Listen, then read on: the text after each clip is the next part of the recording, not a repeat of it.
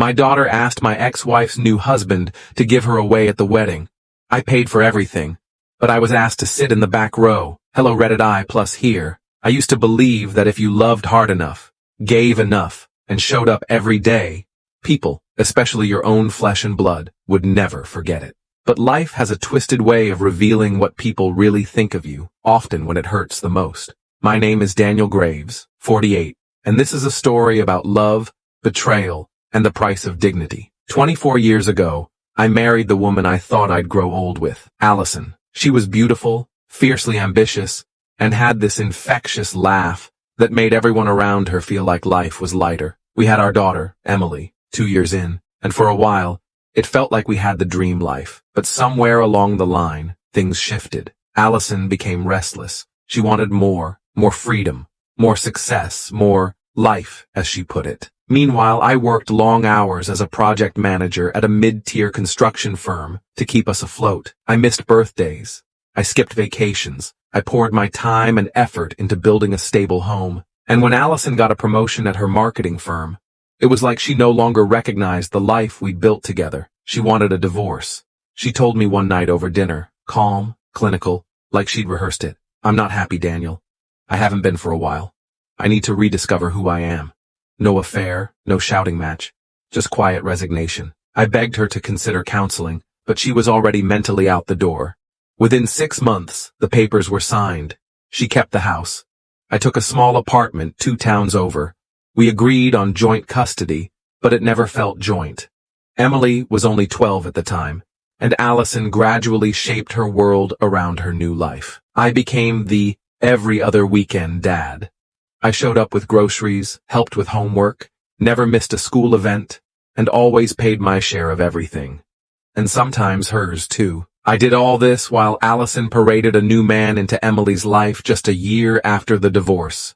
Greg Whitman, a finance executive, clean-cut, wealthy, charming in a shallow kind of way. He had a boat, took them on ski trips, and bought Emily expensive gifts. She started calling him G when she was 14. It stung, but I swallowed it. I tried to connect with her in other ways, teaching her how to drive, supporting her dream to study environmental science, and financing her entire college tuition without student loans. Allison and Greg never offered to pay a dime. I never brought that up. I just wanted Emily to feel secure. Over the years, I watched my role quietly diminish. I wasn't invited to father-daughter school events anymore because Greg already RSVP'd. I missed her graduation dinner because it was just easier to have one at Greg's place. Still, I told myself, this is just a phase. She's young. She'll come around. The wedding blow. Then came the wedding. Emily got engaged at 25 to a nice enough guy, Caleb. She FaceTimed me with the news, excited, glowing, and I congratulated her through teary eyes. Of course I'll help with the wedding, I said, not even waiting for her to ask. Over the next several months, I paid for the venue deposit, her dress, catering, even some of the floral arrangements. I told her it was my honor, that I wanted her to have everything perfect. She thanked me, briefly, but she never once asked me about walking her down the aisle. Then the invitation arrived. It was formal. Cream cardstock with gold trim. On the back, under the ceremonial details, it read, "Giving the bride away, Mr. Gregory Whitman." Not only that, my name wasn't listed anywhere. I was told via a casual follow-up call that I'd be seated in the back row to keep the flow smooth between both families. I asked, "Why is Greg giving you away?" There was silence. Then Emily said, "He's been there, Dad. Like, really present. And I don't want to hurt Mom's feelings by making it a big deal between you two." Really present? I reminded her, softly, firmly, about every late-night call during her exams, the bills I paid, the time I drove through a snowstorm to get her home from college because her car broke down. I told her how I never missed a birthday, even if I had to celebrate it alone with her a day early. She sighed. "Dad, can't you just be okay with it? This isn't about you. It's my day." I didn't argue. I didn't beg. I simply said, "Thank you for letting me know." And on the morning of her wedding, I didn't show up.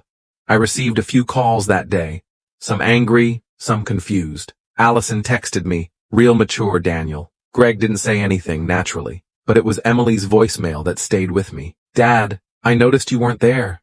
I hope you're okay. I thought you'd understand. Anyway, I love you. I never called back. 3 months passed. I threw myself into work. Took up fishing again. Read books I'd put off for decades. For the first time in years, I had no one to worry about but myself. Then, one afternoon in December, Emily showed up at my door. She looked different, older, unsure. Her makeup was smudged. Her voice smaller than I remembered. Dad, I'm sorry. I let her in. She sat on the same couch she used to fall asleep on as a kid while watching cartoons. She apologized for choosing Greg, for pushing me aside, for letting Allison manipulate the narrative for so many years. I listened. Every word felt like it was years too late. I thought he was doing it out of love, she said. But when I told him I wanted to get a second degree, he told me to take out loans. When Caleb and I had a fight, he told me to stop being emotional. He never came like you used to. She paused, eyes welling up. You always came, Dad. I nodded. I did. Then she said it. I want to fix this. I miss you. And I looked at her. Really looked at her. And saw the reflection of every scar I carried quietly for years.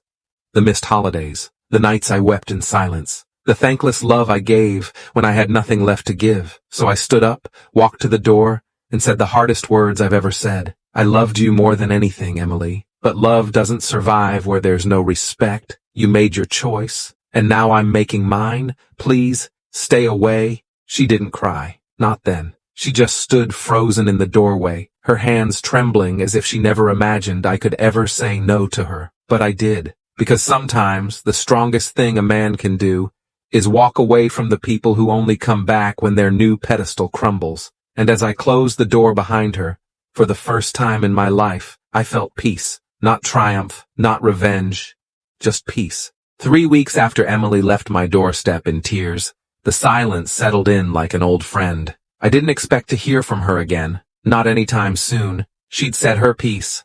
I'd said mine. The story should have ended there, but regret has a way of spreading like smoke.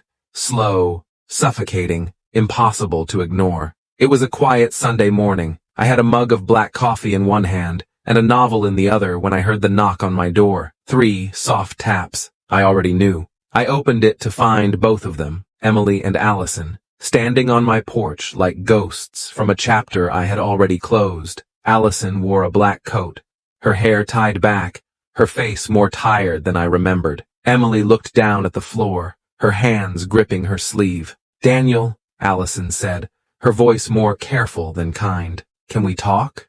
I stared at them for a long second, then stepped aside. They sat awkwardly on the couch.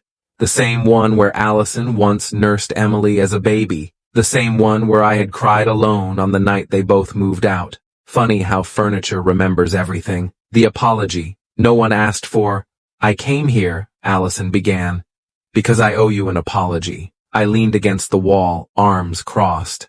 I didn't say a word. I know what I did. Years ago. How I made Emily believe you weren't really there for her. I see it now. Greg wasn't a better man. He was just convenient. And I let him take a place in her life that should have never been his to claim. I raised an eyebrow. You let him? She swallowed hard. I encouraged it. Emily flinched beside her. Allison continued. I resented you after the divorce. I told myself you were the reason I was unhappy, and I poisoned Emily with my bitterness. I wanted her to lean toward Greg because it made me feel like I'd won something. There it was, the confession, raw, too little, too late. I saw you at the wedding, Allison said, her voice cracking. Outside the venue. You sat in your truck for a while, didn't you? I said nothing. Just sipped my coffee. She looked down. I should have come to you then, but I was too proud. And now, after watching Greg walk away from Emily emotionally, she finally understands who really showed up all those years. Emily's voice finally broke the silence. Dad, I'm sorry I let Mom's voice become my own. I thought I was doing the right thing. Until I realized the only man who never asked for anything in return was the one I pushed to the back row. I looked at her, eyes wet, face full of sincerity. She meant every word, but I was already too far gone. Closure, not reconciliation. I sighed and set the coffee down. You know what the hardest part was? I said, voice steady. It wasn't being left out of the wedding. It wasn't the money, or even the humiliation. It was realizing that everything I gave, Every sacrifice, every dollar, every missed opportunity in my own life meant so little that I became an afterthought. Allison wiped her eyes. Daniel, I know we can't undo it, but maybe— No, I cut in gently. We can't, and we shouldn't pretend otherwise. I turned to Emily. I will always love you.